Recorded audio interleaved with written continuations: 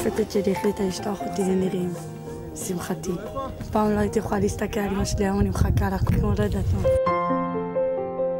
9 שנים אחרי שהוקמה עמותת לאומי אחריי, הנה ככה נראית בשטח התמיכה במיזמים החינוכיים שיוצרים היום מציאות אחרת בשביל המחר. החלום שלי הוא להיות רופאה. הייתי ילד מאוד תוקפני בכל דבר, הייתי ילד בעייתי. עד היום השקיע לאומי אחריי למעלה מ-60 מיליון שקלים בתוכניות חינוכיות המסייעות לבני הנוער האלה להשלים בגרות, זה משפר לי את העתיד. להתגייס לשירות משמעותי בצה"ל, הרעיון זה שאנחנו נוביל את השינוי ולפתוח להם צוהר לעולם האקדמי. אני בפקולטת הרפואה. נוער מהפריפריה זוכה להיכנס כך בשערי האקדמיה ולחוש על בשרו את התקווה. יש פה בנות שרוצות להיות רופאות ואחיות ועורכות דין ועובדות סוציאליות. זה פרויקט מדהים.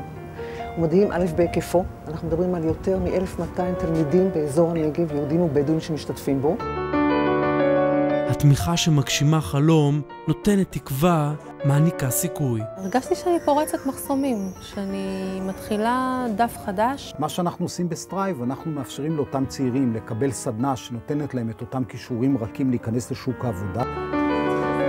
שיתוף הפעולה הבינלאומי לעמותות כמו נוער מוביל שינוי אחריי, ידידי עתידים ונירים, מעניק לבני הנוער האלה כלים להוביל שינוי בחייהם. באתי כדי ללמוד יותר, וגם אחרי שאני אסיים, אני רוצה להחזיר לתוכנית ילדים שיבואו אחריי. תנועת אחריי, עמותת אחריי, תורמת תרומה חשובה מאוד לסגירת הפערים בחברה הישראלית.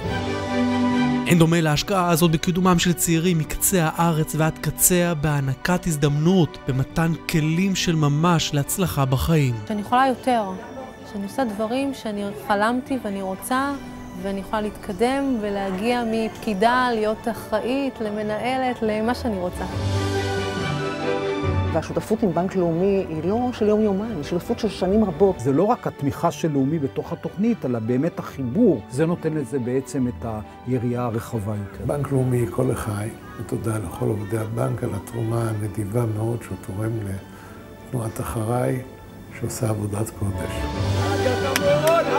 16,000 צעירים ובני נוער ביותר מ-80 יישובים ערבים ויהודים לומדים להשתלב בחברה, לתרום תרומה משמעותית, להגיע לבגרות, לצבא, להפוך לאיכותי יותר את דור המחר. ופה אנחנו משנים מנטליות של החברה הישראלית, בעצם באים ונותנים מעצמנו ופשוט משנים ובאים לשנות.